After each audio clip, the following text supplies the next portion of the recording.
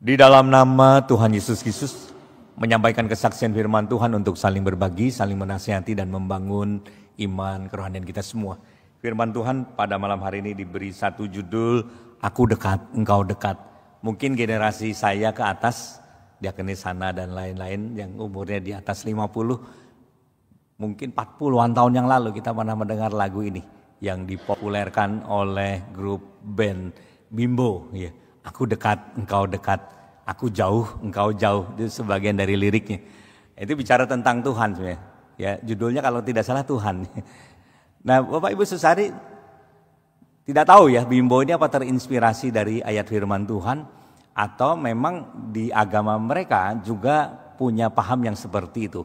Tapi di dalam kekristenan kita meyakini, kita mengimani, kita percaya bahwa hal ini pun berlaku bagi kita. Bahwa jika kita dekat dengan Tuhan, maka Tuhan akan dekat dengan kita.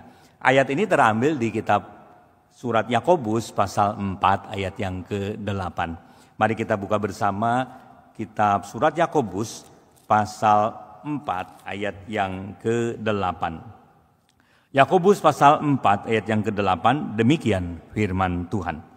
Mendekatlah kepada Allah dan Ia akan mendekat kepadamu. Tahirkanlah tanganmu, hai kamu orang-orang berdosa, dan sucikanlah hatimu, hai kamu yang mendua hati. Bapak Ibu Saudari, kitab Yakobus penulisnya diakui bahwa penatua Yakobus lah yang menulis kitab ini. Dan ada yang menafsirkan Yakobus saat menulis surat ini sedang berada di Yerusalem.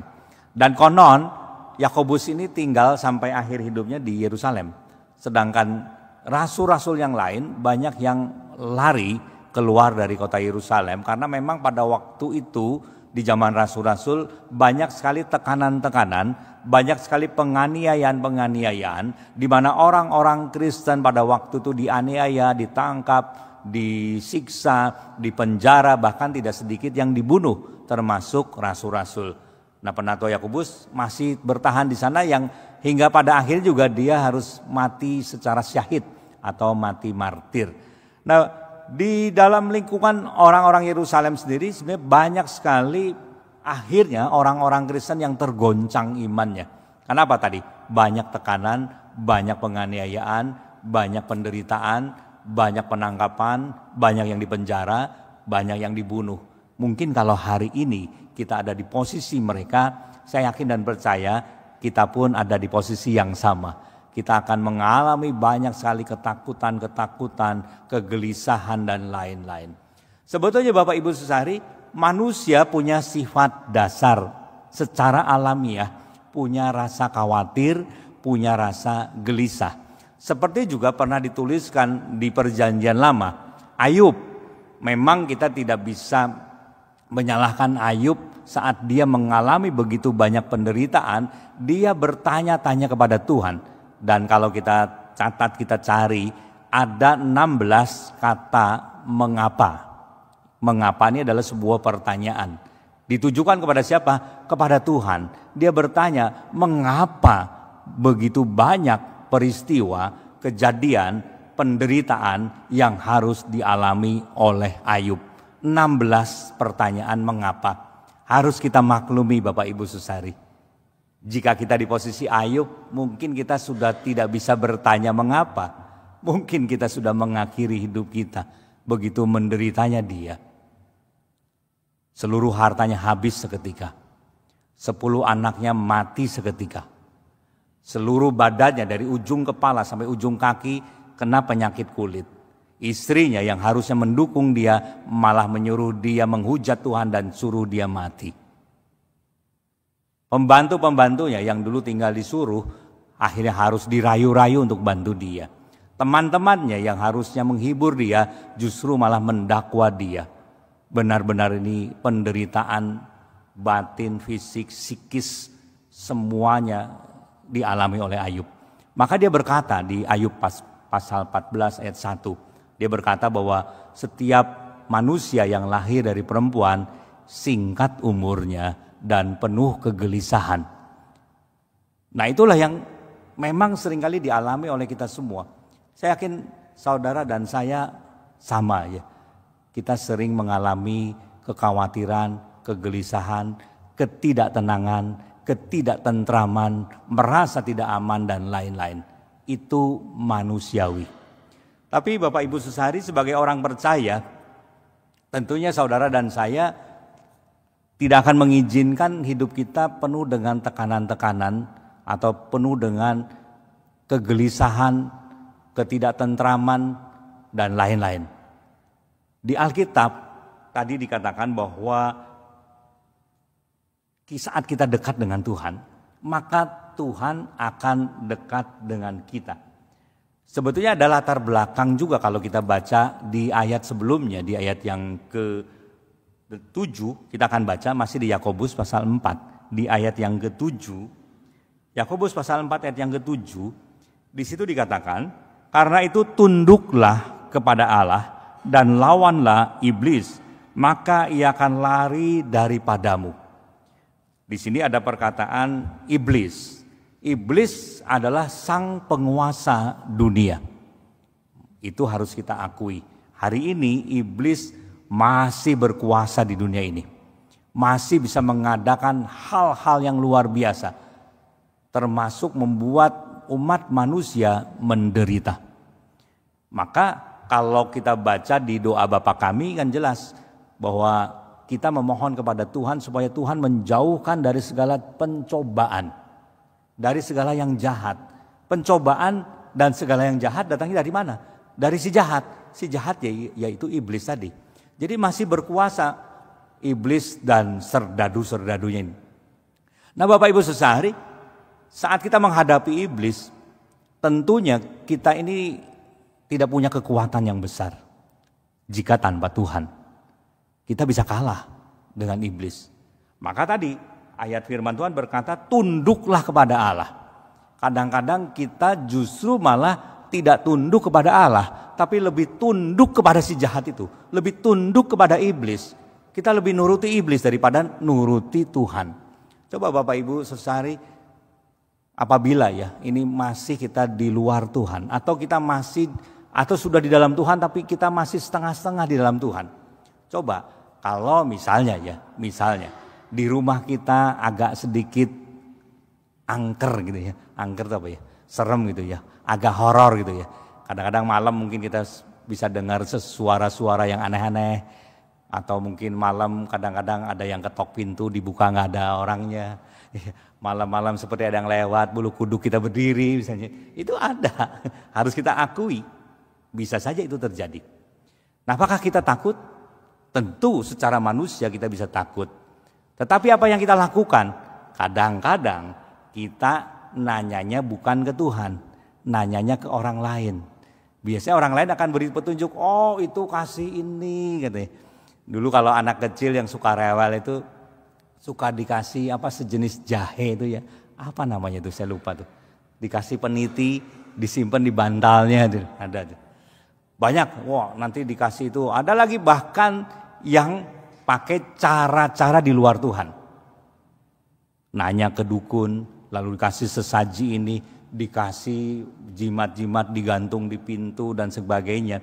Bapak Ibu Saudari, kita punya Tuhan, tetapi kenapa kita mengandalkan benda-benda itu? Jimat dan lain-lain. Itu tandanya bahwa kita tidak tunduk kepada Tuhan, tapi kita tunduk kepada cara-cara dunia. Padahal tadi jelas dikatakan di ayat 7, tunduklah kepada Allah. Itu syarat utama. Tanpa penundukan kita kepada Allah, tanpa rasa takut kita kepada Allah, maka ingat bahwa iblis akan selalu mengganggu dan mendekati kita semua. Tapi di sini kita lihat di ayat 7, karena itu tunduklah kepada Allah dan lawanlah iblis. Bukan jadi teman, bukan malah kita bersekutu dengan iblis, tapi di sini harus dilawan. Ya. Maka iblis akan lari daripadamu. Bukan kita yang lari, iblis yang lari daripada kita semua. Tapi hati-hati Bapak Ibu, jangan takabur. Takabur itu apa ya? Sombong gitu ya, atau merasa diri hebat, merasa diri kuat, nantang iblis misalnya. Hati-hati Bapak Ibu. Jangan berani-berani juga kalau kita belum punya kekuatan. Dulu ada yang mengusir setan itu, nantang iblis ya, di suatu tempat itu mirip-mirip di Alkitab. Jadi Yesus aku kenal, Paulus aku kenal, kamu siapa? Mirip-mirip begitu ya. Jadi malah yang mau ngusir setan ini karena belum kuat, malah justru akhirnya orang itu justru malah diserang balik sama setan ini. Tidak sedikit orang yang justru malah mendapatkan banyak masalah. Jadi arti jangan takabur. Teman SMA saya, kakak kelas, suatu hari kami ada retreat. Kakak kelas itu jadi pembina kami dan di Tawangmangu tempatnya. Waktu itu kami jalan-jalan, lalu ada sejenis orang dulu bilang apa? Ioni itu batu warnanya agak kehitam-hitaman seperti batu candi gitu ya. Nah biasanya ada yang kasih itu apa namanya, bunga dan lainnya apa, sesaji, dikasih sesaji. Nah kakak kelas saya itu nantang, dalam nama Tuhan Yesus kayak gini nggak akan mempan. Lalu dia dikencingin itu Ioni itu. Apa yang terjadi Bapak Ibu Saudari? Pulang dari situ, mohon maaf ya, alat kelaminnya itu bengkak jadi besar sekali. Ini dari mana gitu loh? Kalau bukan dari si jahat. Jadi perlu hati-hati, sekalipun kita punya iman yang kuat, punya Tuhan, kita juga tidak boleh takabur. Tapi bukan berarti kita juga lemah, lalu tunduk pada iblis. Jelas firman Tuhan tadi, tunduklah kepada Allah, lawanlah iblis, maka ia akan lari daripadamu. Tapi di sini Bapak Ibu Saudari, jangan kita berpikir iblis itu setan, genderuwo, kuntilanak, dan teman-temannya, suster ngesot lah segala macam. Bukan itu loh. Kalau kita ketemu makhluk-makhluk itu, sebenarnya kita tinggal lari, selesai sudah. Yang paling menakutkan adalah setan-setan yang tidak kelihatan, yang bisa menyerang kita tanpa kita ketahui. Macam-macam cara setan memakai, bisa pakai teman kita, bisa pakai saudara kita, bisa pakai harta kita, bisa pakai handphone kita, bisa pakai apapun juga. Iblis punya banyak cara, bahkan dia bisa menyerupai malaikat terang pun bisa, apalagi menyerupai hal-hal yang lain. Nah inilah yang menakutkan kita semua. Kadang-kadang saat iblis yang tidak terlihat ini merasuk kita, menggoda kita, bekerja dalam kehidupan kita, ini yang paling bahaya. Nah ini yang harus dilawan. Kadang-kadang hidup kita jadi tidak tentram, tidak tenang, gelisah, susah berdoa. Ini perlu waspada, jangan-jangan ada sosok lain yang tidak kita lihat menggoda, mengganggu kita. Nah Bapak Ibu Saudari, di sini jelas sekali bahwa mendekatlah kepada Allah, maka ia akan mendekat kepadamu. Nah saat Tuhan mendekat kepada kita, logika nalarnya iblis itu nggak berani, harusnya. Karena kita lihat waktu Yesus bertemu dengan orang yang kerasukan dari Gerasa, itu dia langsung sujud, nggak berani ganggu. Apa urusanmu engkau, hai anak Allah, katanya. Dia tahu bahwa Yesus adalah anak Allah dan dia sujud, tidak berani melawan. Nah, dampak yang lain saat kita dekat dengan Tuhan bukan hanya tadi menghalau si jahat dan lain-lain. Tapi yang tadi dikatakan di kidung rohani yang kita nyanyikan, ini adalah satu kidung rohani yang begitu indah sekali. Ada tempat yang tenteram di dekat Tuhanku. Ada damai sejahtera di dekat Tuhanku. Ada kelegaan kekal di dekat Tuhanku. Jadi bukan hanya melulu, kalau dekat Tuhan biar iblis gak mau dekat. Bukan hanya itu. Ada hal yang jauh lebih penting lagi, yaitu ada ketentraman, ada damai sejahtera, ada kelegaan. Kenapa? Kalau kita baca tadi di bagian bawahnya lagi, tempat dosa dikalahkan. Di mana? Di dekat Tuhanku. Lalu ku bertemu juru selamat. Di mana? Di dekat Tuhanku.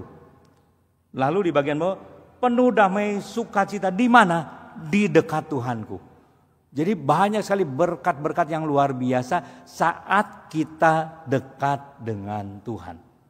Kalau kebalikannya Bapak Ibu, saya suka memakai istilahnya apa ya? Anonim, lawan katanya.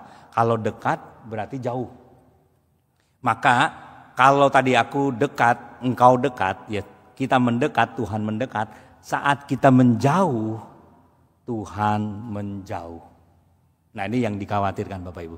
Saat Tuhan jauh dari kita, apakah kita masih bisa mengalami satu ketenangan, ketenteraman, damai sejahtera, kelegaan, dosa yang dikalahkan, bisa bertemu juru selamat? Apakah bisa? Saat Tuhan jauh dari kita. Kemungkinan kecil itu bisa kita alami.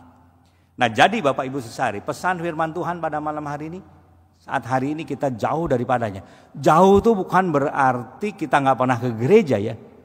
Saya sering katakan saat kita hadir di gereja pun belum tentu hati kita dekat dengan Tuhan. Badannya aja yang hadir. Pikiran kita, hati kita jauh dari Tuhan.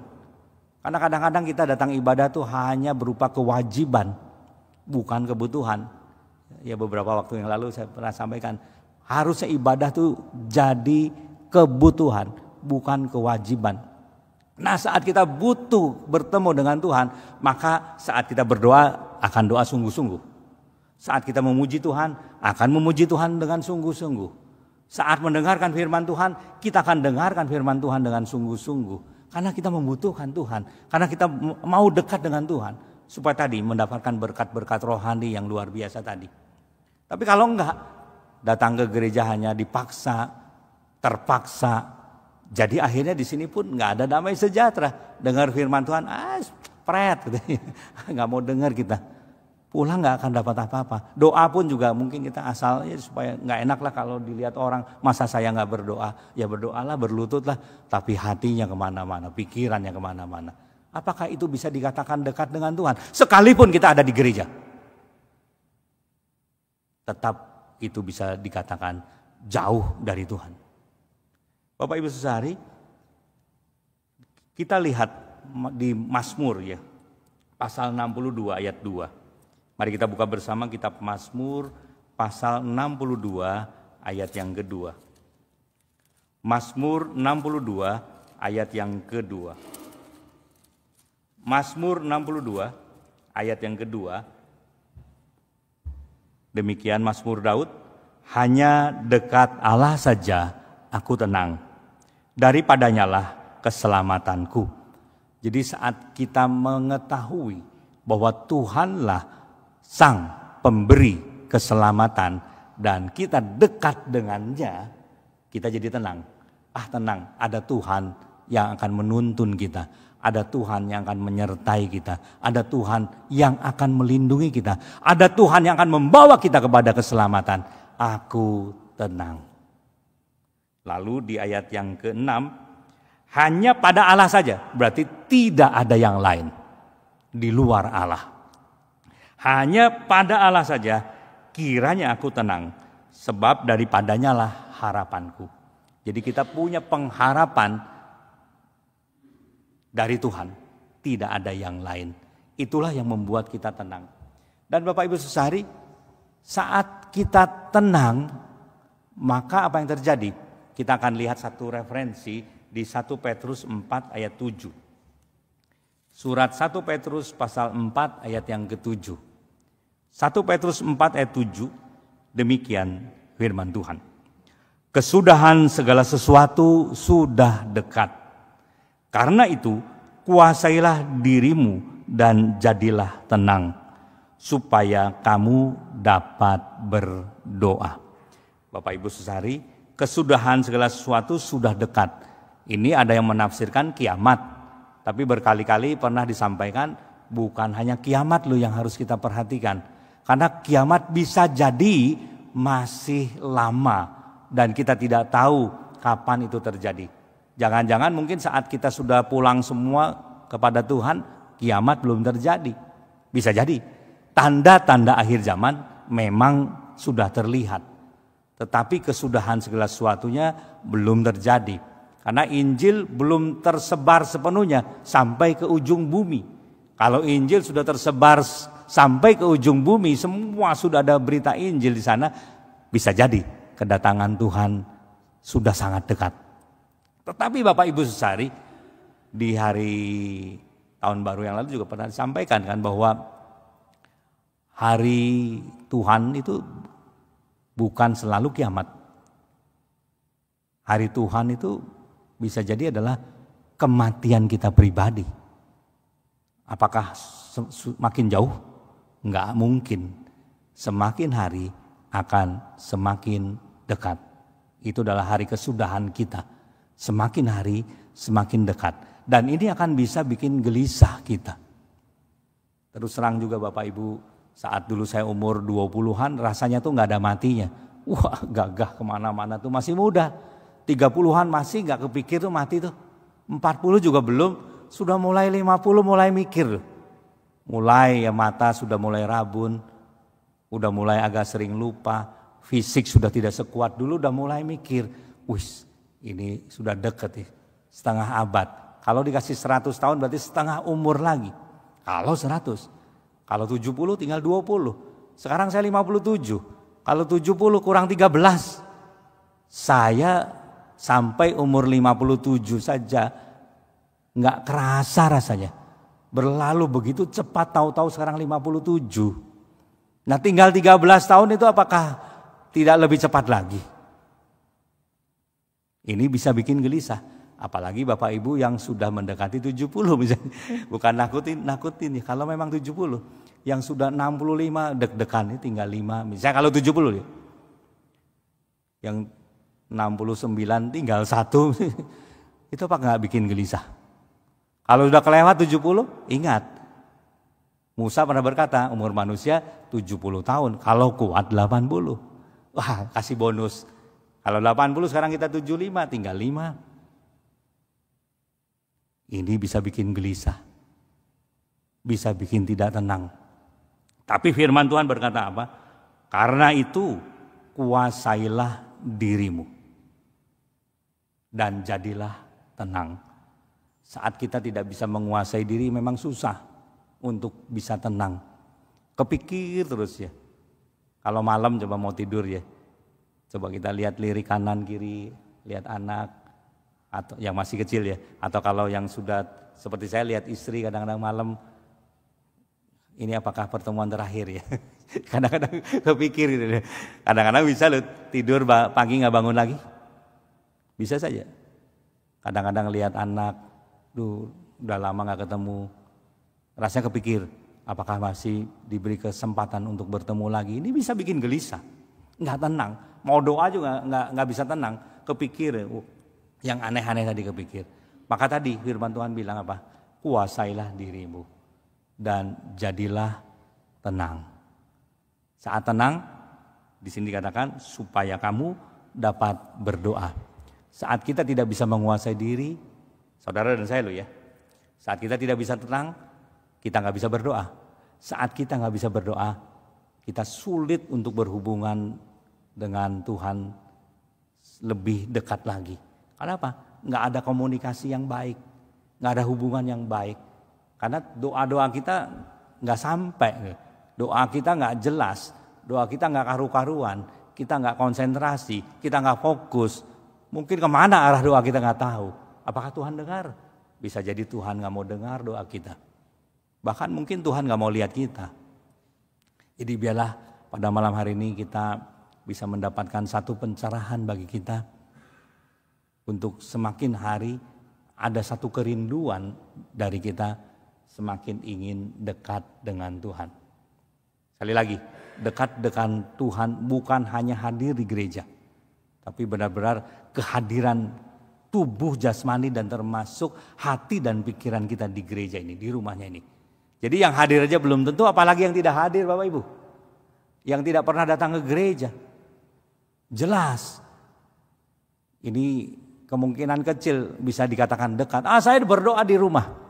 Betulkah berdoa di rumah bisa konsentrasi dengan baik? Semakin sulit.